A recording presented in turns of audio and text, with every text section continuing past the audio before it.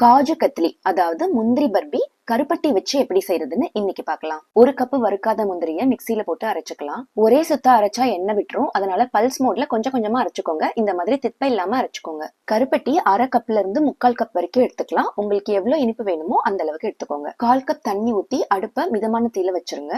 வேணும்னா இப்ப கொஞ்சம் ஏலக்காய் தூள் போட்டுக்கோங்க. கருப்பட்டி கொஞ்சம் கூட திப்பை இல்லாம நல்லா கரைஞ்சதுக்கு அப்புறம் ஒரு அகலமான அடிகனமான பாத்திரத்துல வடிச்சு விட்டுறலாம். மிதமான தீயில கொதிக்கட்டும். பாகு இந்த மாதிரி நல்லா கெட்டியானதும் ஒரு விரல்ல எடுத்து வீடியோல காட்டுற மாதிரி ஒரு கம்பி பதம் வருதான்னு பாருங்க. உடனே அரைச்சு வச்ச முந்திரிய கொட்டி கிளற ஆரம்பிச்சிருங்க. அடுப்ப சிம்ல வச்சுட்டு கைவிடாம கிளறிக்கிட்டே இருங்க. சட்டியில ஒட்டாம எல்லாம் ஒண்ணு சேர்ந்து ஒரு பந்து மாதிரி வரப்போ நெய் தடவின விரல்கள்ல கொஞ்சமா எடுத்து உருட்டி பாருங்க. இந்த மாதிரி அழகா பந்து போல உருட்ட வரணும். உடனே ஒரு நெய் தடவின தட்டுலயோ பட்டர் பேப்பர்லயோ மாத்திட்டு கை பொறுக்கிற சூடு வந்த உடனே சப்பாத்திக்கு மாவு பிசைற மாதிரி நல்லா பிசைஞ்சிருங்க. இன்னொரு பட்டர் பேப்பரை அது மேல வச்சு சப்பாத்தி கட்டையை வச்சு ரொம்ப மெல்லிசாவும் இல்லாம ரொம்ப தடியாவும் இல்லாம உருட்டி சீரா தேய்ச்சிருங்க. உங்களுக்கு பிடிச்ச வடிவத்துல வெட்டிருங்க. ஒரு 1/2 மணி நேரம் நல்லா ஆறுனதுக்கு அப்புறம் வெட்டினா இன்னும் சுலபமா வெட்ட வரும். கருப்பட்டி காஜு கத்லி தயார்.